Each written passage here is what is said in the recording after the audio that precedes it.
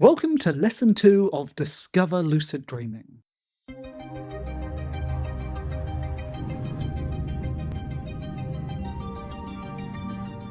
If you followed your homework last night, then you've just made one of the first and most important steps towards having a lucid dream. But why? Well, it all comes down to familiarity. Yesterday, we discussed how a lucid dream is essentially the act of noticing. You're noticing that you're dreaming. It's no more complicated than that. But here's the thing, how can you notice something if you're not familiar with it? And here's a little story for you. Imagine there are two people walking through a forest. One of them is a forager, they're someone who's an expert in wild food. And the other is a bird watcher. They're interested in all the different species of birds. Now, these two people are having the exact same journey through the forest. But do you think they'll notice the same things? Will the forager notice the birds? And will the bird watcher notice the mushrooms? Probably not. We tend to notice the things we're interested in. When you orientate your brain towards a topic, suddenly you see it everywhere.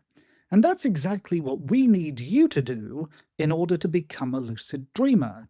In order to notice your dreams, you need to be interested in them and develop a familiarity. And last night was that first step. And here's another thought experiment for you. Imagine you're walking through a busy city street and you have to find two people. One person is your best friend, and the other person is someone you just met yesterday. Who is it going to be easier to spot?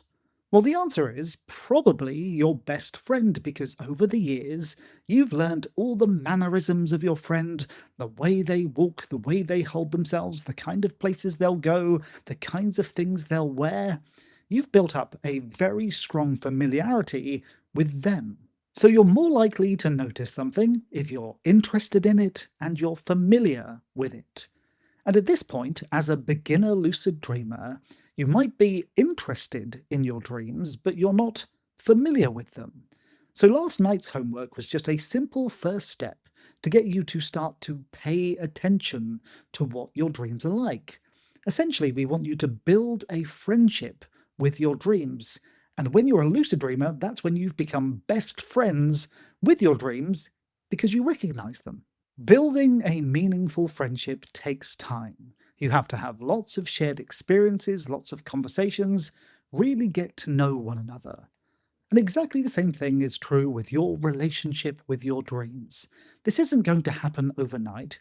You're going to have to learn all about your dreams so that you become friends with them, can recognize them, and understand how they work. Last night, when you went to bed, you told yourself that you were going to notice and remember your dreams. And that's something, if you want to be a lucid dreamer, that you will need to do every night from here on. And the reason you're doing it is because you're interested in your dreams and you want to develop a familiarity with them, the two key elements to being a lucid dreamer. So if you didn't remember any dreams at all, then just repeat lesson 1 until you have something to work with. But if you did remember a dream or dreams, what do we do with them now? If you did remember a dream, you probably noticed one strange aspect of dreaming. The memories of dreams fade really quickly. You might have woken up from a really dramatic dream, and within 5 to 10 minutes, it's just a vague memory. So the very first thing we need to do, if we want to become familiar with our dreams, is to record them, to write them down, because memory is not our friend. It doesn't really matter how you record your dreams, as long as you do something to solidify them, to get them down. If you want to, you can use a voice recorder or an app. I like to use an old-fashioned dream journal and write them down physically in a book. And there is a little research showing that physically writing something down helps you to remember it more. But the most important thing is that you're enjoying the process and that you're recording your dreams. So if you find typing them up or recording them into an app easier, do that. It's exactly the same as making a new friend. You don't want every interaction with your friend to be annoying or hard work. You want it to be fun, so choose whatever is most fun for you. And you might be wondering, what exactly should I write down or record? Well, at this point in your journey, it doesn't matter. Just record whatever you can remember. But recording something is nowhere near the same as being familiar with it. How do you turn a recording into familiarity? Well, it's pretty straightforward. The reason I write my dreams down in a physical notebook is because then I can reread them, I can think about them, I can consider what happens in my dreams. So, writing your dreams down, a dream journal, isn't a record you do and forget. It is something you return to often to develop that familiarity. A dream journal's only role is to allow you to become familiar with your dreams. How you record it isn't important as long as you have a memory to work with, something to think about. As we move through the course, we're going to learn ways to recognize your dreams faster and to get to know your dreams better. But for the time being, you're just in the getting to know you phase of the friendship. Anything you can record is important. You're just learning to recognize the nature of your dreams in broad strokes. So at the moment, there's no right or wrong way to do this. The only wrong thing you can do right now is to ignore your dreams, to not record them, and to not think about them, because if you don't do those things, then you're not going to develop a relationship. So your homework tonight is incredibly straightforward. You're going to continue doing the homework from yesterday's lesson, but you're also going to tell yourself, when I wake up in the morning, I'm going to record my dreams. On top of that, once you have recorded the dream, as you go through the day, try to think about the dream. Try to think about anything unusual that stands out. That can be in the environment of the dream, how you were thinking, what was going on. I want you to develop an interest and curiosity about your dreams. That is the foundation for building the familiarity that will eventually lead you towards recognizing your dreaming while you're dreaming. So far, we've learned that a lucid dream is simply a dream where you notice that you're dreaming while you're dreaming, and then you behave accordingly to that understanding.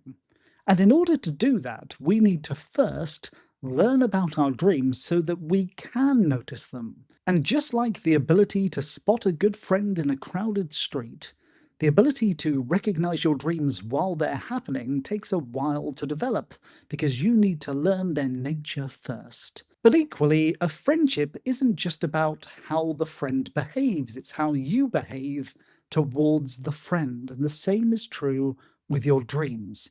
When you're recording your dreams, don't just write what happened in the dream, put just as much attention on how you behaved within the dream. Remember, this is a relationship and you need to understand it from both sides. Your dream journal is incredibly important. It is your tool for developing familiarity. Over time, you might start to notice patterns about your dreams. Maybe you dream of the same location. Maybe you dream of specific people. But equally, you might notice that in your dreams you're anxious, or angry, or confused, or happy, or adventurous. But in order to notice any of those things at all, you first need to pay attention to your dreams, to remember them, to record them, and to think about them. In future lessons, I'll teach you ways to turbocharge that process, but for now, that is your goal.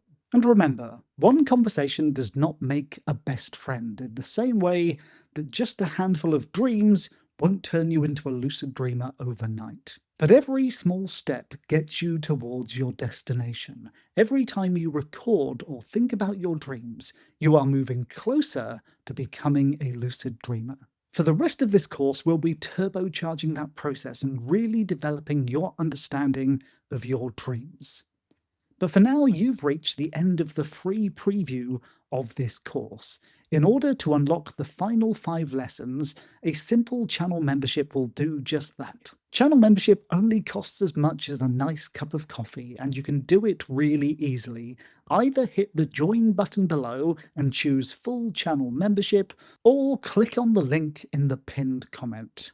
And not only will you unlock this course, you'll also unlock hundreds of exclusive lucid dreaming videos and be able to take part in my weekly live streams. Over the past few days, you've made really important steps on the journey towards becoming a lucid dreamer. In the following lessons, we're going to take that even further and expand your universe of lucid dreams. For now, that's it for today. I'll see you tomorrow.